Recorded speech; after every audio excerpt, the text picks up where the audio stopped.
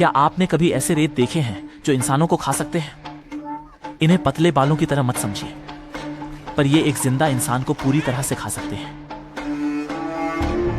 महिला ने अपना पैर रेत पर रखा, लेकिन रेत ने उसे कसकर जकड़ लिया और वह बाहर नहीं निकाल पाई। उसने अपने हाथों से खींचने की कोशिश की, लेकिन दुर्भाग्यवश हाथ भी रेत में फंस गए। आदमी चाहता था ऊपर जाकर बचाने की कोशिश की, लेकिन एक ठोकर से गिर गए और पूरी तरह से रेत पर गिरकर हिल नहीं पा रहे थे। सब लोग अब भी हैरान थे।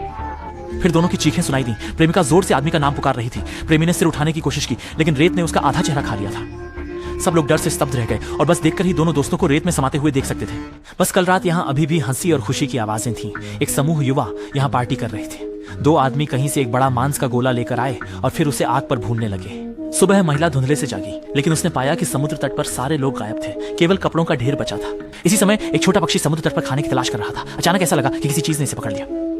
महिला ने यह दृश्य अपनी आंखों से देखा और देखा कि पक्षी रेत में गायब हो गया। उसे कुछ गलत लगा और तुरंत ही उसने अपने दोस्तों को बताया कि रेत को न छुएं, लेकिन तब तक बहुत देर हो चुकी थी, इसलिए शुरू की एक घटना हो गई। इस समय सभी लोग केवल गाड़ी में ही रह सकते थे, कहीं जाने की हिम्मत नहीं थी। महिला ने सच्चाई का पता लगाने के लिए फिर भी अपना हाथ रेत पर डाला और एक अद्भुत दृश्य हुआ। जैसे ही बालों की तरह पतले स्पर्श सामने आए, ये कल्पना करना भी मुश्किल था कि यह वही राक्षस हैं जो पूरे इंसान को खा सकते हैं। दूसरी ओर डाजुआंग भी जाग चुका था और उसे यह भी याद नहीं था कि उसने कल रात कितना शराब पिया था, जिससे वह लोहे के ड्रम में सो गया था। वो बाहर आने की कोशिश में जोर जोर से हिलने लगा। सबने उसे जल्दी से बताया कि रेत में राक्षस है। कई दोस्तों का दुर्भाग्यपूर्ण अंत हो चुका था। डाजुआंग ने यह सुनकर खुद को शांत किया। सभी वहीं खड़े रहे, हिलने की हिम्मत नहीं कर रहे थे, रहेगा ये देखने के लिए कि क्या राक्षस खुद गायब हो जाएगा। जैसे जैसे समय बीत रहा था, तेज धूप में सबका गला सूख चुका था।